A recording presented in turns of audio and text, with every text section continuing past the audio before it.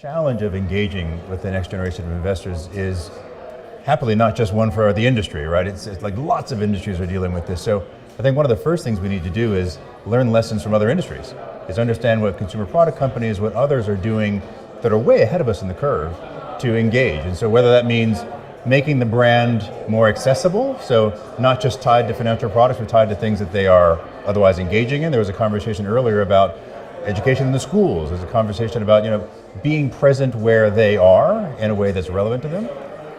Part of it is changing the language. There was conversations earlier in the sessions about how all of us get bogged down in all of the terminology and all of the weight of our own language, and turning it into, I think one of the firms mentioned that they get journalists to take the technical stuff and put it in human speak and make it more accessible that way. So it's about being flexible, being mobile in how we seek to have that access is going to be critical, I think.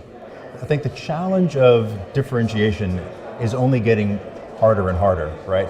So as the proposition seems more commoditized, because there are many more firms doing it, not just in our industry, the technology starts to make it look more and more similar.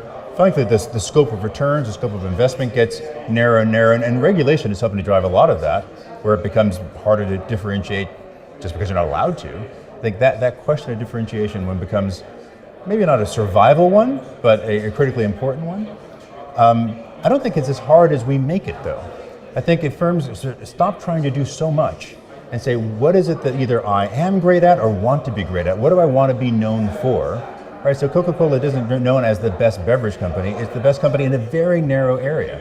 And if you say, I want to be best known to really serving X, X might be geography, X might be type of client, it might be, I'm going to be the best known for dealing with people who have sudden wealth events. And that's what people are going to come to me for. Or it might be around the special issues of globally mobile people in multi-jurisdiction, but getting a little bit more specific. It can still be complex, it can still be value add, but I think it will force us to start to really focus around what do I have to offer or what am I going to build that is differentiated, as opposed to simply thinking, oh, if I change my brand from blue to blue and red, that'll really stand out. That's not differentiating, right?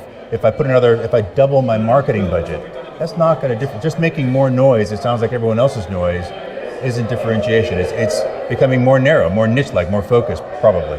So I think the technology adoption question is a perennial challenge. As an industry, we're slow. That's come up several times. I think we're slow for a lot of reasons. We're slow because of just a lot of legacy systems. I think we're slow because there's a perception that clients don't want it. There's a history of our clients being sort of on the older side of the spectrum and in theory not wanting to engage in it. But I think we're all seeing that that's just not right, or at least it's not going to work in the future.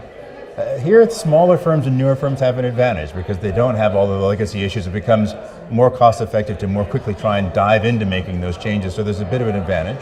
Whereas actually some of the bigger firms have a capital advantage, right? I think the big change is going to come hopefully in the next couple of years. There was a conversation earlier about how much capital is being deployed on a digital or systems basis just for the requirements, just for basic remediation, for regulatory required things. And as you hopefully start to crest that and start to have sort of more discretionary spend around doing things that are more for client outcome, even more for business efficiency, hopefully you'll see an unlocking of both innovation and capital to accelerate from where kind of the behind position that we're in. The biggest challenge for the industry, I don't know that there's a single one. It might be the identity. Who are we as an industry might be the biggest challenge. There have been some interesting conversations here today about, what does it mean to be a wealth manager? Why does someone need that? And is it the emotional hand-holding so that you don't do the wrong thing? Whereas all the information can be tech and AI and digitized, but your role, what you're doing as an industry is the emotional issue, the hand-holding, as opposed to the technical piece. Or it could be that the industry evolves to being a partner, and it's a distribution model or a brand that we are offering, and behind the scenes we're partnering with a bunch of other industries and providers, and we become a gateway and a thoroughfare, and that's but I think the biggest challenge is who are we? Who are we going to be? What does that model look like? Is maybe which incorporates a lot of other challenges, from robo to incursion from outside the industry to regulatory change, all of that sort of embedded in this who are we going to be when we grow up? There are a lot of different conferences. Why this one when there's so many different opportunities? I was explaining this to someone earlier who was here for the first time, and different conferences try and do different things.